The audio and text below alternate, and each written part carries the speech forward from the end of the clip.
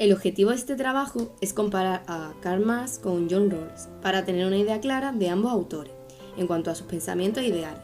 Esperamos que os sirva de ayuda. Trabajo realizado por Alba Solís y Ana Martín del curso BC 22.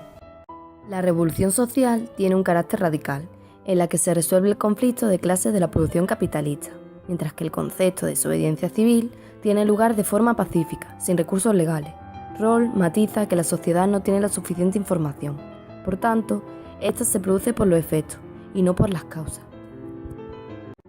Con el término de superestructura nos referimos a aquellos elementos dependientes de la infraestructura y de la vida social, en la que la función de las instituciones es protegerlas y mantener ocultas las relaciones socioeconómicas que establecen. Estas se constituyen dependiendo del modo que se organice la producción. Dicho concepto hace referencia a la pérdida de la personalidad e identidad de una persona o colectivo. Este tiene relación con el velo de la ignorancia, ya que todos los individuos en la posición original están bajo él, impidiéndoles saber quiénes son, así como su punto de partida. Utilizándolo, seríamos capaces de empatizar con la situación del otro y haríamos elecciones justas y racionales. El utilitarismo es criticado por Rawls porque básicamente se refiere a que tienes que hacer aquello que maximice el beneficio de la sociedad, mermando así los derechos individuales. De este modo se perjudica a los individuos con la consecuente alienación social debido a que estos no se consideran seres sociales sino fuerzas de trabajo desumanizado. La alienación económica es producto de la plusvalía, en la que se produce la conversión del trabajador en mercancía, recibiendo aquel salario necesario para sobrevivir. Esto se evitaría con una mejor distribución de la riqueza y el control de la competitividad. La plusvalía es el resultado que obtiene el propietario de los medios de producción, siendo esta la diferencia entre el valor de uso, por ejemplo, el salario pagado, y el valor de cambio, el valor que éste tiene en el mercado. Esto cambiaría si se aplicara una distribución de la riqueza siendo eficaz y equitativa.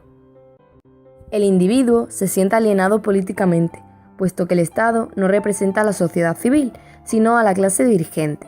Por ello, en la justicia formal todos somos iguales ante la ley, aunque esto no ocurre actualmente, si se aplica sería injusto, debido a que somos diferentes. Uno de los principios de Rawls es la libertad política, en la que los individuos tienen derechos a votar y a ser votados, pero no será así, ya que en el sistema político de la dictadura del proletariado solo va a llevar a un solo partido. Ello implicaba graves problemas de corrupción y poca eficacia ejecutiva. Otro principio de Rawls es la libertad de persona y el derecho a la propiedad personal. En contradicción a ello, encontramos la propiedad privada, en la que los trabajadores, en el sistema capitalista, no podían ser dueños de los medios de producción, en los cuales se va a llevar a cabo la economía. El concepto de Marx sobre las fuerzas de producción dice que el trabajador es esclavo de la industria donde gracias a él se obtiene el producto deseado. En cambio, Rawls, el estado de justicia es la fase que logra que esto no se produzca. Se mantiene el orden mediante el cumplimiento de una serie de obligaciones por parte de todos. Podemos relacionar equilibrio reflexivo con alienación religiosa, ya que el primero explica cómo debe existir un tipo de equilibrio entre lo que es la creencia que tiene un individuo de religión y las normas que desarrolla el Estado. Por otro lado, la justicia formal considera que individuos de las mismas capacidades tienen las mismas oportunidades. Gracias a la dialéctica, estas contradicciones entre las fuerzas de producción pueden reducirse. Mediante la justicia social, la cual Rawls quería conseguir, se compensa la justicia formal con el principio de la diferencia. Si la relacionamos con los medios de producción, tendríamos una producción justa y un reparto equitativo. El concepto de legitimidad plantea qué razones determinan que unos ciudadanos puedan ejercer poder sobre otros. Por ello que, según Marx, mediante la alienación política, se produce claramente la división entre clases sociales y Estado con intereses antológicos.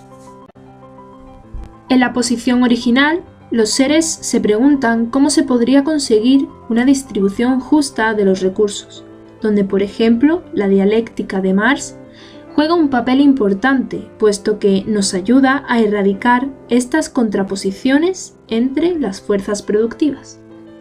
Según el principio de la diferencia, Rawls plantea que la desigualdad está justificada si se beneficia a los menos aventajados.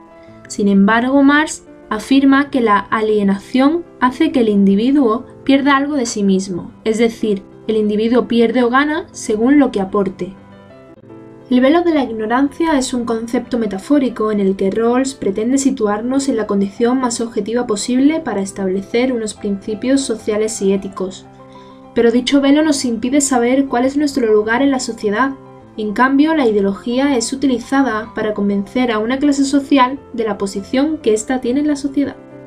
Existe una semejanza entre estos dos conceptos, puesto que la ideología determina nuestros principios y las instituciones se encargan de distribuir tales derechos y deberes fundamentales, determinando la división de las ventajas que provienen de la cooperación social. El socialismo utópico de Marx busca una sociedad basada en la comunidad de bienes y reparto equitativo de estas, al igual que el Rawls, con el principio de libertad, la cual se basa en la búsqueda de los derechos y libertades compatibles con el resto de la sociedad.